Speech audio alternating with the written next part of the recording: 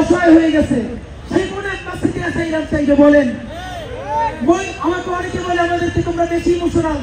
ভাই প্র্যাকটিক্যাল যদি হইতাম তাইলে এতদিনে উপদেষ্টা অন্যান্য চাঁদাবাজি অথবা সচিবালয়ের সামনে ঘুরঘুর করতাম। বলতে পারে একটা টাকা ধরি না, একটা টাকার কাছে চাই না।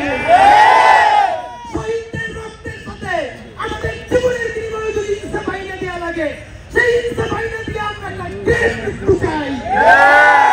বন্ধুরা আমার, সামনের ইলেকশন শুরু, সামনের ইলেকশন শেষ না। আমরা এমন রাজনীতি করবো ইনশাল্লাহ, এই রাজনীতির মডেলে আগামী 20 বছর পর বাংলাদেশের রাজনীতি বদলে যেতে বাধ্য হবে। বন্ধুরা আমার, আজকে আমি আপনাকে বলতে চাই, আমি নিজেকে এখানে টোপ হিসেবে ব্যবহার করছি।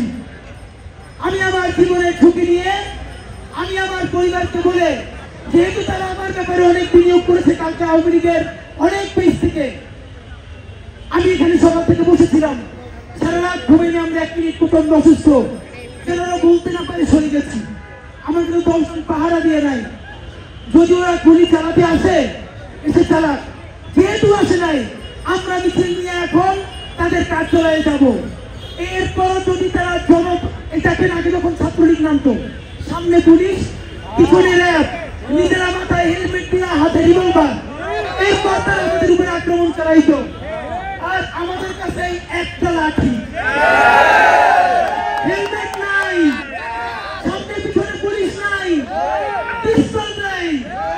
ত্রিপুরা থেকে যে অস্ত্র বাংলাদেশে ঢুকেছো, সেই অস্ত্র নিয়ে সামনে দাঁড়া। যদি আমরা সামনে থেকে পালাই, তাইলে জীবনে আর রাজপথে নামবো না। তোরা যদি আজকে না নামো, তাইলে বাংলাদেশের রাজনীতিতে তোদের আর কোনো ভবিষ্যৎ থাকবে না। বন্ধুরা, দুইটা যদি পক্ষের ভোটে অথবা যা কিছু হোক, আপনারা কি সরে যাবেন? আর কোনো ওয়াদা করেন শেষ পর্যন্ত লড়াই করবেন।